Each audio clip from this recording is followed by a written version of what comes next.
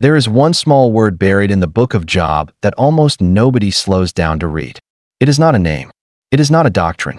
It is 4 letters in Hebrew, and it shows up twice, spoken by 2 different mouths. And the entire book swings on it like a door on a hinge. Most Christians read right past it. Pastors quote the whirlwind. People memorize the line about the Redeemer. But this little word is the secret pin holding the whole story together. And once you see it, you cannot read Job the same way again.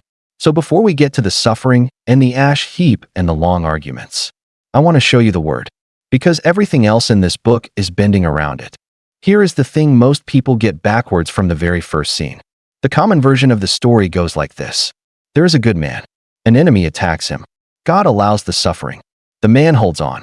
And eventually God shows up and gives everything back. That is the version on the felt board. That is the version in the sermon. And it is wrong about where the story actually begins. Because the text does not open with an enemy plotting in the dark. It opens with God bragging. God brings up the man's name first.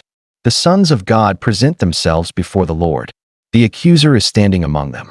And before that accuser can say a single word, God speaks. Job chapter 1 verse 8.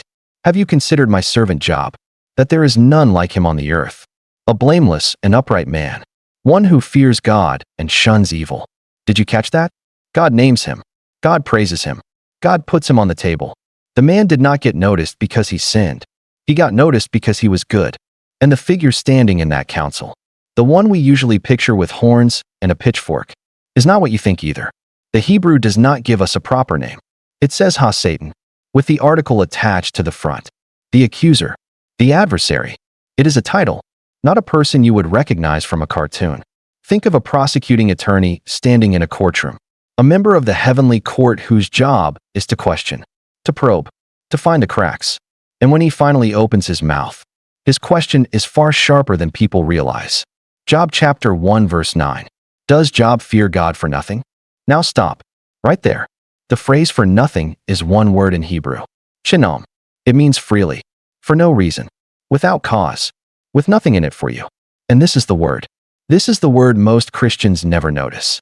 Because the accuser is not really asking whether Job is religious. He is asking whether Job's love is bought. He is saying, of course the man worships you. Look at the fence around him. Look at the flocks and the children and the bank account. Take the paycheck away and watch the worship dry up. He is saying Job's devotion is not chinnam. It is not free. It is a transaction. And here is what almost everyone misses. That same word comes back. Chapter 2 verse 3. After the first wave of ruin, God turns to the accuser and says, You moved me against him to destroy him without cause. Without cause. Chinnam. Same word. 2 speakers. The accuser uses it to say Job's loyalty is not free. God uses it to say Job's suffering is not deserved. 1 word. 2 mouths. And the whole book is suspended between them. Is love real when there is no reward attached to it? And is pain meaningful when there is no sin behind it? Those are not abstract questions for a seminar. Those are the questions in every hospital hallway, every silent bedroom, every season where the floor drops out and nobody, not even you, can point to a reason why. Hold on to that word. We are going to watch it do its work. Before we go further, you should know who this man is and where this strange book even sits. Because the setting is doing more than you would guess. His name in Hebrew is Ayayav.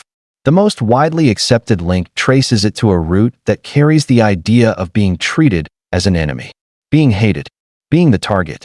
Some scholars have argued for other roots over the centuries, including one tied to the idea of returning or coming back. But here is the irony nobody arranged on purpose. A man whose own name whispers the persecuted one becomes the most famous sufferer in the history of the written word. He lives in the land of Uzi. Where exactly is Uzi? We do not know. Somewhere east. Most likely. In the rough country connected to Edom or to the Aramean lands. And that vagueness is not sloppy writing. It is deliberate. Because Job is not an Israelite. Watch what the book leaves out. There is no law of Moses. No tabernacle. No temple. No priesthood. No exodus. No mention of the covenant cut at Sinai. Job offers his own sacrifices for his own children. Like a man from an older world. His wealth is counted in animals. 7,000 sheep. 3,000 camels. 500 yoke of oxen. the way wealth was counted back in the days of Abraham and Jacob. The whole story is set on purpose outside the family of Israel. And that choice carries weight. Whatever this book teaches about God and pain, it is not teaching it only to one nation. It is teaching it to every human being who has ever drawn breath. You do not need a Torah scroll to understand Job. You only need to have lost something you could not get back. That is the entry ticket. And almost all of us hold one eventually. Even the language of the book is strange. For centuries, Hebrew readers have noticed that Job is packed with rare words, foreign loanwords, and terms that appear nowhere else in the entire Bible. One famous medieval commentator wondered out loud whether the book had been translated from some other tongue altogether. Today, scholars describe its Hebrew as the work of a master, dense and literary, the kind of writing where the author keeps reaching for the heavy, unfamiliar word on purpose, the way a poet in English might reach past the plain word for something with stranger roots. Because the ordinary one is not big enough for the subject. The book sounds difficult because the subject is difficult. And Job is not the first righteous sufferer the ancient world ever wrote about. There were others. Out of Mesopotamia came a long poem about a nobleman who lost everything and could not understand why his gods had turned. There was a Sumerian lament along the same lines. A good man crushed and confused. But in every one of those older stories, two things never happen. The sufferer is never actually called blameless. There is always some hidden fault assumed. And the God never shows up to speak. Job breaks both rules. The man really is righteous. God says so out loud. And at the end, the God of heaven actually arrives and opens his mouth. On both counts, Job stands alone. Now the loss. And the loss comes in layers. Like waves that do not stop. First it is the property and the servants. The wealth gone in an afternoon of bad news. Then it is the children. All 10. In a single day. They are feasting together when a great wind comes across the wilderness and the house collapses on top of them. Then it is his own body, soars from the crown of his head to the soles of his feet. And he goes outside the city and sits down in the ashes and takes a piece of broken pottery and scrapes himself. You need to understand where he is actually sitting, because we have turned the ash heap into a metaphor and it was a real place. Outside the walls of nearly every ancient town, there was a mound, a communal dump where ash from cooking fires, broken pots, and waste piled up year after year until it became a hill. Over generations, it could rise as high as the city wall itself. And the people who ended up sitting on it were the ones cast out of normal life. The sick, the mourning, the destitute, the unclean. It was the physical address of social death. And everyone walking in and out of the city gate could see exactly who was on it. So Job is not in some quiet garden of grief. He is on the garbage pile of his own town, in full public view. His ruined body slowly becoming part of the trash he is sitting in. That is the picture. That is where the rest of the book happens. His wife gets one line, and people have judged her harshly for 3,000 years. Chapter 2, verse 9. Do you still hold fast to your integrity? Curse God and die. Then she is gone from the page. But sit with what she said for a moment. She has lost the exact same 10 children. She is watching the man she loves rot on a heap of ashes. And in her own brutal way, she is offering him the same option the accuser put on the table. Let go. Stop holding on. Her words are sharp, but they are not inhuman. They are the sound of a heart that has run out of rope. Hers ran out first. We do not get to judge that. Then the friends come. 3 of them. Eliphaz, Bildad, and Zophar. And before they say a single foolish thing, they do something genuinely good. They see him from a distance, barely recognize him, tear their robes, and sit down on the ground with him. For 7 days and 7 nights. Nobody says a word. 7 days was the traditional period of mourning in that world. And that silence, that week of just being present in the dirt with a broken man, is the kindest thing these 3 will ever do. Because the moment they open their mouths, the whole thing falls apart. So here is where we stand. A man whose name means the hunted one is sitting on a trash heap in a land outside Israel, stripped of his wealth, his children, and his health. And the smartest people he knows are about to explain to him why it all happened. And they are about to be completely, catastrophically wrong. The next 30 chapters are the sound of good theology doing terrible work. The 3 friends all believe the same thing. And it is so reasonable that you probably believe a version of it too. Scholars call it retribution theology. And the logic is clean.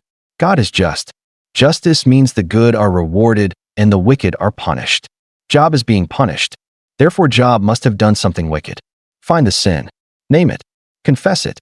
And the blessing comes back. It is tidy. It is logical. It feels right. And the entire book of Job exists to take it apart. Brick by brick. Eliphaz is the polished one. The elder statesman. He leans on his visions and his long experience. Chapter 4 verse 7. Remember now, whoever perished being innocent, or where were the upright ever cut off? His voice is gentle, almost pastoral, but listen to the blade hiding inside it. If the innocent never perish, and you are perishing, then you are not innocent. He has just called his suffering friend a liar with a soft tone. Bildad does not even bother being gentle. Chapter 8 verses 3 and 4. Does God pervert justice? Or does the Almighty pervert what is right? If your children have sinned against him, he has cast them away for their transgression. Read that one more time and let it land. He is sitting in front of a father whose 10 children are freshly buried. And he is suggesting that those children got exactly what they deserved. In a book full of cruel lines. That one draws blood. And Zophar is the angriest of the three. Chapter 11 verse 6. Know therefore that God exacts from you less than your guilt deserves. In Zophar's mind, Job is getting off easy. Whatever he did, the punishment should have been worse. These are the comforters. With friends like these. But watch what the text does as the speeches roll on. Because the structure itself is telling you something. The friends argue in cycles. 3 rounds. And by the third round their system is visibly cracking. Bildad's third speech shrinks to a handful of verses. Barely a whisper. And Zophar's third speech never comes at all. He just stops. Scholars have argued about whether part of a later chapter once belonged to him. But most agree the silence is on purpose. The friends are running out of words. Their whole framework cannot account for the man in front of them. And even the shape of the poem is showing the collapse. Meanwhile, Job's speeches do the opposite. They get longer. They get bolder. They climb. He starts in chapter 3 not by cursing God, but by cursing the day he was born. Let the day perish on which I was born. It is the raw cry of a man who would rather have never existed than live one more hour of this. But by chapters 9 and 10 something changes in him. He is not just grieving anymore. He is building a legal case. He wants a court date with the Almighty. He wants to stand and argue his innocence face to face. And then he hits the wall of the impossible. Chapter 9 verses 32 and 33. For he is not a man, as I am, that I may answer him, that we should go to court together. Nor is there any mediator between us, who may lay his hand on us both. That word, translated mediator, sometimes daysman in the older Bibles, is a legal term. It means an arbiter, someone with the standing to step between two parties and force a fair hearing.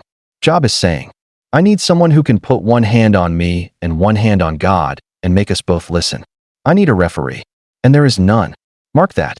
It is going somewhere. By chapter 16, the longing has deepened into something almost like faith. Verse 19. Even now, behold, my witness is in heaven, and my advocate is on high. He still cannot say who this figure is, but he knows somebody is up there. A witness, an advocate, someone beyond these 3 failing friends. And then comes chapter 19, the floor of the entire book, the place everything has been falling toward. Verses 25 through 27. For I know that my Redeemer lives, and he shall stand at last upon the earth. And after my skin is destroyed, this I know, that in my flesh I shall see God, whom I shall see for myself, and my eyes shall behold, and not another. Here is another Hebrew word worth slowing down for. Redeemer is Goel, and the English just cannot carry the full weight of it. A Goel in Israelite law was the kinsman redeemer, the close blood relative whose duty it was to step in when a family member lost everything. If you lost your land, the Goel bought it back. If you were sold into slavery, the Goel paid your price. If you were killed, the Goel pursued justice. He restored what could not restore itself. Boaz is a Goel in the book of Ruth, and God himself is called the Goel of Israel by the prophet. Now look at what Job does. Sitting on the garbage mound, stripped of every relationship that ever defined him. He reaches up and grabs that word. He does not just want an explanation anymore. He does not even just want a hearing. He wants a Goel. He wants a family member with an obligation to come and get him. Somebody who will plant his feet in the same dust Job is sitting in and fight for him. And listen to the verb. He says this person lives. Present tense. Not I hope someday. Not maybe there is someone. I know that my Redeemer lives. That is faith at its most defiant. It is not a warm feeling. It is a legal claim shouted from a trash heap by a man who has lost everything except his certainty that somebody, somewhere, is going to stand up for him. If you remember nothing else, remember that he made that claim before anything was returned to him. Between the arguments and the arrival of God, the book sets down two bridges. The first is chapter 28, a strange and beautiful poem about wisdom that asks the question the whole debate has been circling. Where can wisdom be found? It describes human beings as miners, tunneling into the earth, prying silver and gold out of the rock, redirecting underground rivers, dragging precious stones up out of total darkness. Human beings can find anything buried in the ground. But then the poem turns. Chapter 28 verses 12 and 13. But where shall wisdom be found? And where is the place of understanding? Man does not know its value, nor is it found in the land of the living. The sea says it is not in me. The deep says it is not here. Even death says it has only heard a rumor of it. And then the poem answers its own question. Verses 23 and 28. God understands its way, and he knows its place. And to man he said, Behold, the fear of the Lord, that is wisdom, and to depart from evil is understanding. Do you see what that chapter is doing? It is telling you that the last 30 chapters of brilliant argument, all those careful theological speeches, have been mining the wrong mountain. Wisdom is not something you dig out of your own logic. It belongs to God, and you reach it not through winning the debate, but through relationship. The fear of the Lord. Tuck that phrase away, because it is about to matter. The second bridge is a younger man named Elihu. He has been sitting quietly the whole time, too young to interrupt his elders, and now he can no longer keep silent. Most readers skip him entirely, but Elihu cracks open a door the three friends had bolted shut. He suggests something they never imagined, that suffering might not always be punishment for the past. It might be instruction for the future. Chapter 33 verse 16. He opens the ears of men and seals their instruction. Elihu does not have the full picture either, but he is the first to suggest that pain might be God getting a person's attention rather than settling a score. And he ends by describing a storm gathering on the horizon, the wind rising, the sky darkening, almost as if he can feel something coming. And then it comes. Chapter 38, verse 1. Then the Lord answered Job out of the whirlwind. The Hebrew word for whirlwind here is sirah, a violent, churning storm, the kind that tears things apart. And there is a connection almost everyone misses. Go back to chapter 1. The wind that came across the wilderness and killed his children. Different Hebrew word. Ruach there. Sirah here. But the echo is unmistakable. God speaks from inside the very same category of thing that destroyed Job's life. He does not stand at a safe distance from the storm. He speaks from the middle of it. Whatever broke you, God is not afraid to meet you there. And what God says from inside that storm is not what anyone, not Job, not the friends, not you, would have scripted. He does not explain the suffering. He never mentions the heavenly counsel. He never mentions the accuser, or the conversation, or the wager. He never tells Job a single thing about why any of it happened. Instead, he asks questions, more than 60 of them, and not one of them is about Job. Where were you when I laid the foundations of the earth? Tell me, if you have understanding. Have you commanded the morning since your days began, and caused the dawn to know its place? Have you entered the storehouses of the snow, or seen the storehouses of the hail? Can you bind the cluster of the Pleiades, or loose the belt of Orion? Does the hawk fly by your wisdom and stretch its wings toward the south? Then God spends 2 whole chapters on 2 enormous creatures, Behemoth and Leviathan, massive, wild, untamable, completely beyond human control.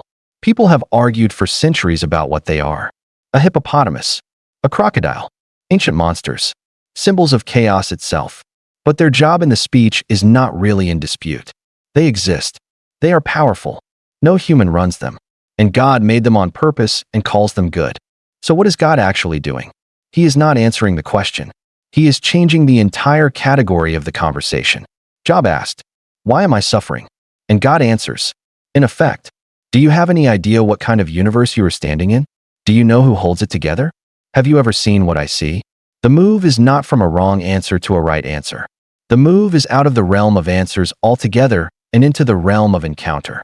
Job wanted a courtroom. God gave him the whole of creation. And here is the part that surprises people. The tour was not meant to make Job feel small and stupid. It was meant to show him who was large.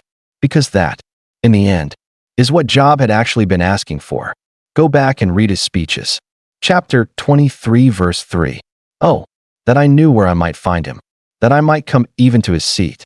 He did not ultimately want a reason. He wanted God, and the answer to his suffering, in this book, is not a reason. It is a presence. Now hold on to something the text does on purpose. You and I know the reason. We were told in the first 2 chapters. The counsel, the accuser, the question about chinnam, the whole thing. But Job never finds out. The book never records God explaining it to him. God does not tell, and Job does not ask again. That gap, between what you know reading it and what Job never learns, is not a mistake. It is the message.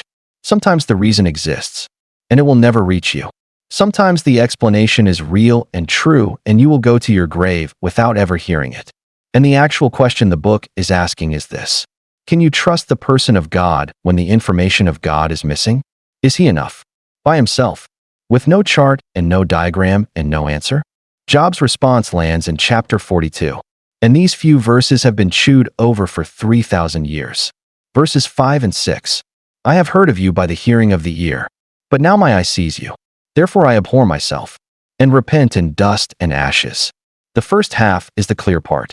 Job moved from Shema, hearing, secondhand knowledge, theology about God, to Ra, seeing, standing in his actual presence. The whole book has been moving toward that one shift. And what waits at the end of it is not a paragraph of answers. It is a face. But the second half is where it gets quietly beautiful. And this is the other word almost nobody notices. The word translated repent is naam. And naam does not only mean repent. That very same word shows up 6 other times in the book of Job. And every single one of those other times it is translated comfort. The friends came to comfort him. His family came to comfort him. Same word. So some scholars read that verse not as I despise myself and repent in dust and ashes, but as I am comforted concerning dust and ashes, meaning Job finds consolation about his mortal, ash heap condition now that he has finally seen God face to face. And whichever way you read it, both point the same direction. Something inside the man changed. Not because he got information, because he got presence. The encounter did what no argument ever could. And then God turns and does the thing nobody saw coming. He turns to Eliphaz, the polished elder, and says, chapter 42, verse 7, my wrath is kindled against you and your 2 friends, for you have not spoken of me what is right, as my servant Job has. Read that again slowly.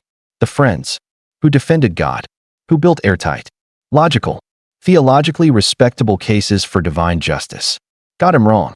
And the man who argued with God, who screamed from the trash heap, who refused the easy answers and demanded a hearing, got him right. Now God does not say every word Job spoke was correct. Job himself admitted he talked about things too wonderful for him to understand. But God says Job spoke rightly in a way the friends did not. The honest, furious, gut-level wrestling was more faithful than the calm, comfortable, systematic theology. That is one of the most overlooked sentences in the whole Bible. And it should stop cold every person who has ever been afraid to bring their real, ugly questions to God. He would rather have your honest anger than your polished pretending. And then the sufferer becomes a priest. God tells the friends to bring sacrifices and to have Job pray for them. The man who was the patient becomes the intercessor. The man on the garbage pile now stands between God and the very people who slandered him while thinking they were defending heaven. There is a whole sermon in that reversal alone. The book ends with restoration. God gives Job double, 14,000 sheep, 6,000 camels, 1,000 yoke of oxen. He has 7 more sons and 3 more daughters. And the text does something unusual. It names the daughters, says they were the most beautiful women in all the land, and notes that Job gave them an inheritance right alongside their brothers, which was not the normal practice of the day at all. He rebuilds his life in a way that is generous and a little countercultural. But here is what the restoration does not do. It does not erase. The first 10 children are still in the ground. The scars are still real. And this is the detail that wrecks the friends' whole theology. Job saw God in verse 5. The flocks and the new children came after. The encounter came first. The blessings came second. If getting your stuff back were the point, then the friends were right all along. Be good and the rewards return. But the text refuses to let you read it that way. The face came before the flocks. And we are never told which one mattered more to Job.